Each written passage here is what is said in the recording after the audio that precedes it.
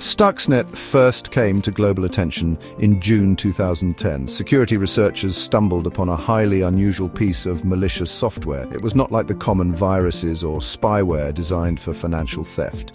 This computer worm was far more complex and targeted. Its discovery sent ripples through the cybersecurity world. Experts quickly realized they were looking at something entirely new. This was not a tool for petty criminals or hacktivists. The sophistication pointed towards a well-funded state-level actor. The digital era of conflict had just taken a significant leap forward with this revelation. This complex code was soon labeled the world's first true cyberweapon. It was specifically engineered to infiltrate and sabotage industrial control systems. These are the systems that manage critical infrastructure.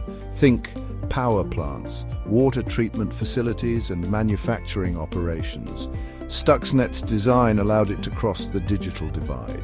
It could cause actual physical destruction in the real world. This capability was previously the domain of traditional military weapons. The worm demonstrated that code could now be as destructive as a bomb, changing the landscape of international security and espionage forever. Its intricate design was a marvel of malicious engineering. Investigations revealed that versions of STUXNET might have been active much earlier.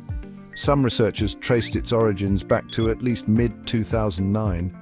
Others suggested development could have started as early as 2005. This extended timeline indicated a long, patient, and meticulously planned operation. The creators were not rushing their work. They were carefully crafting and testing their digital weapon. This level of dedication and resources was beyond the reach of ordinary hackers. It hinted at a clandestine project with significant government backing, operating in the shadows for years before its accidental discovery, patiently waiting for the right moment to strike. The primary mission of STUXNET was not indiscriminate chaos. It had a very specific, strategic target: the critical infrastructure of a particular nation. This wasn't about widespread disruption for its own sake. Instead, it was a focused effort to achieve a geopolitical objective through covert digital means. The worm was designed to seek out and attack specific industrial equipment. This precision targeting was unprecedented in the history of malware. It signaled a new era where cyber tools could be used as instruments of national policy, directly impacting another sovereign state's sensitive programs and strategic capabilities without firing a single conventional shot. The principal target of STUXNET was unequivocally identified as Iran's nuclear program. Specifically, the uranium enrichment facility at Natanz was in its crosshairs. This plant was central to Iran's efforts to produce enriched uranium. Such material can be used for nuclear power generation or potentially for developing nuclear weapons. There were also indications that STUXNET might have been intended to affect the nuclear reactor at Bushehr. The focus on these high-value, sensitive sites underscored the strategic importance of the cyber attack. It aimed to strike at the heart of Iran's most controversial and internationally scrutinized activities, demonstrating a bold new approach to counter-proliferation efforts. The purpose of STUXNET was clear: to sabotage the centrifuges used in the uranium enrichment process. These high-speed machines are crucial for separating uranium isotopes. STUXNET was programmed to subtly alter the operational parameters of these centrifuges. It would cause them to spin too fast or too slow, leading to mechanical failure and destruction. This sabotage was designed to be covert. The worm would manipulate the control systems to report normal operations, effectively blinding the Iranian engineers to the ongoing damage.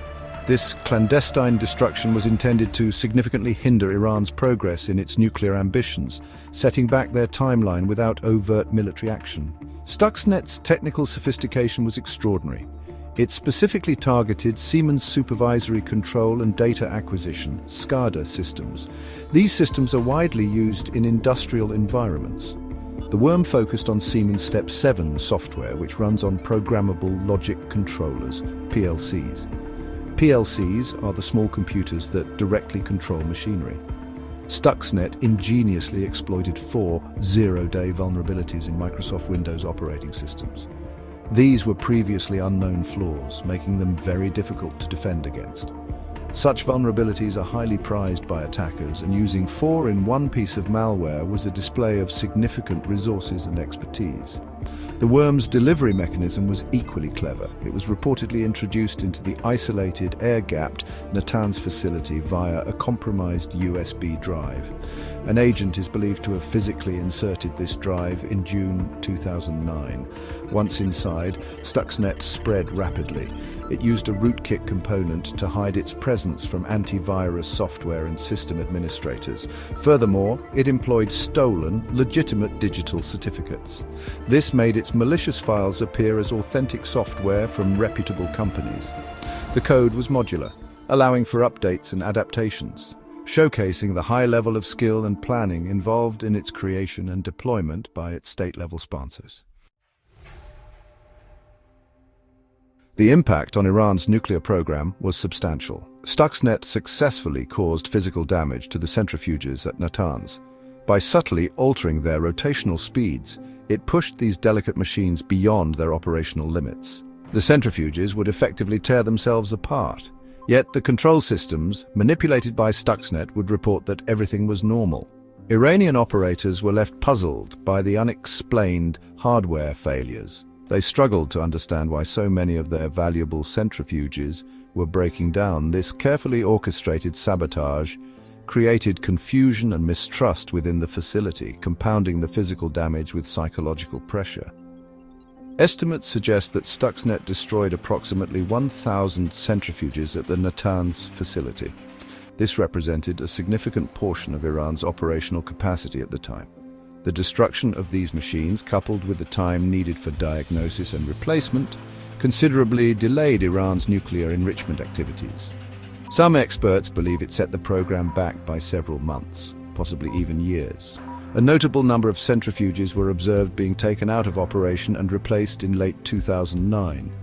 Even after STUXNET's discovery, the Iranian nuclear program continued to grapple with technical difficulties, a testament to the worm's effectiveness and hidden persistence within their systems. However, STUXNET's reach was not confined to its primary target in Iran. Once unleashed, the worm began to propagate beyond the Natanz facility. By the end of 2010, it was reported that approximately 100,000 computers had been infected globally. While over 60% of these infections were concentrated in Iran, the malware's sophisticated spreading mechanisms allowed it to find its way onto systems in other countries. This unintended proliferation highlighted a critical risk associated with such powerful cyberweapons. Once released into the wild, their spread can be difficult, if not impossible, to fully control, potentially impacting unintended victims across the globe. The global spread had serious implications. Industrial systems in other nations, including India, Indonesia, and Pakistan, were also affected by STUXNET. In India, for instance, reports indicated that around 80,000 computers, some within critical infrastructure facilities, were infected. While STUXNET was specifically coded to only cause damage to the unique configuration at Natanz, its presence on other industrial systems caused alarm. It exposed the vulnerabilities of these systems worldwide. The unintended infections served as a stark warning about the potential for collateral damage in cyber warfare, raising concerns about the stability and security of industrial operations far beyond the intended conflict zone. STUXNET is widely regarded as one of the most sophisticated and complex pieces of malware ever created. Its intricate design, multiple zero-day exploits, and ability to cause physical destruction marked a significant escalation in cyber warfare capabilities. It wasn't just code, it was a digital weapon with tangible, real-world effects. The resources required to develop such a tool pointed directly to nation-state involvement, widely believed to be a joint effort by the United States and Israel. Though official confirmations remain elusive, the technical evidence and strategic implications strongly support this attribution. STUXNET fundamentally changed perceptions of what was possible in the digital realm of conflict. The worm set a dangerous precedent. It demonstrated unequivocally that cyber attacks could be used to physically damage critical infrastructure within a sovereign state. This crossed a new threshold in geopolitical conflict. STUXNET showed that nations could conduct highly disruptive, sabotage-focused operations remotely and covertly. This capability introduced a new dimension to espionage and warfare, blurring the lines between intelligence gathering and overt acts of aggression.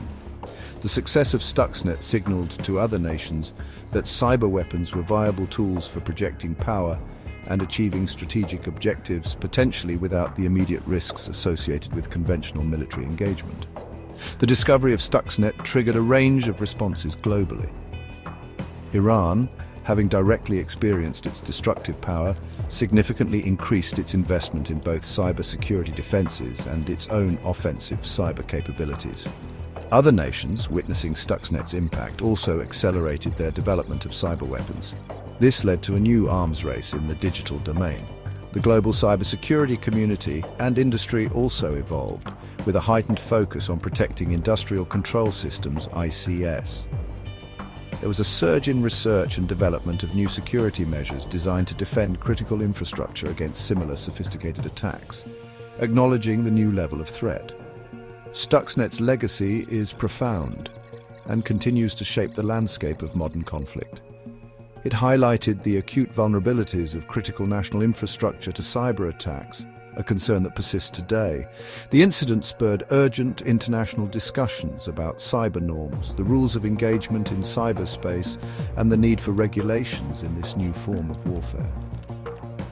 While prior cyber incidents had caused disruptions, STUXNET was different. It was the first to openly bridge the gap between the digital and physical worlds with such destructive intent. It remains a benchmark for state-sponsored cyber operations and a constant reminder of the evolving nature of global security in the 21st century.